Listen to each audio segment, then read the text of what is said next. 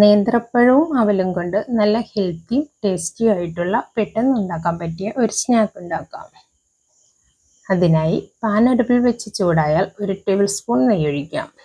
ഇതിലേക്ക് കുറച്ച് ഉണക്കമുന്തിരി ഇട്ട് വറുത്ത് കോരാം. കാഷ്യൂവും ബദാമും വേണമെങ്കിൽ ഇതിനോടൊപ്പം വറുത്ത് കോരാവുന്നതാണ്. ഇനി ഇതിലേക്ക് 2 നേന്ത്രപ്പഴം കട്ട് ചെയ്തത് ചേർത്ത് വഴറ്റാം.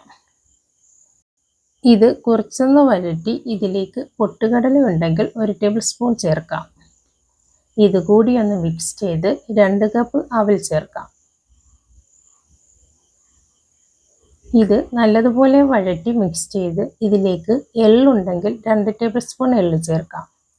ഞാനിവിടെ വെളുത്ത എള്ളാണ് എടുത്തിരിക്കുന്നത്. വെളുത്തതോ കറുത്തതോ ആയ എള്ള് ചേർക്കാവുന്നതാണ്. ഇതും നല്ലതുപോലെ മിക്സ് ചെയ്ത് ഇതിലേക്ക് മധുരത്തിന് ആവശ്യമുള്ള ശർക്കരപ്പാനി ചേർക്കാം. 1 കപ്പ് ശർക്കര പൊടിച്ചത് 1 കപ്പ് വെള്ളമൊഴിച്ച് തിളപ്പിച്ച് മെൽറ്റാക്കി എടുത്തിട്ടുള്ളതാണിത്. ഇതിൽ നിന്ന് മധുരത്തിന് ആവശ്യമായിട്ടുള്ളത് ചേർക്കാം. ഇത് അരിച്ച് വേണം ഇതിലേക്ക് ചേർക്കാൻ. ഇത് നല്ലതുപോലെ കുറച്ച് സമയം ലോ ഫ്ലെയിമിൽ ഒന്ന് മിക്സ് ചെയ്ത് 1 ടീസ്പൂൺ ഏലക്കാപ്പൊടി കൂടി ചേർക്കാം. ഇനി 1/2 കപ്പ് തേങ്ങ ചിരകിയത് കൂടി ചേർത്ത് നന്നായി മിക്സ് ചെയ്ത് വറുത്ത് വെച്ച മുന്തിരി കൂടി ചേർത്ത് മിക്സ് ചെയ്ത് ഫ്ലെയിം ഓഫ് ചെയ്യാം.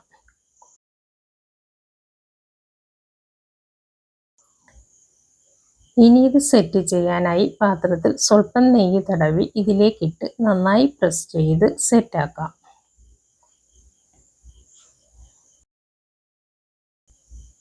ഇനി ഇത് ഒരു പാത്രത്തിലേക്ക് കമഴ്ത്തി ഇഷ്ടമുള്ള രീതിയിൽ കട്ട് ചെയ്തെടുക്കാം.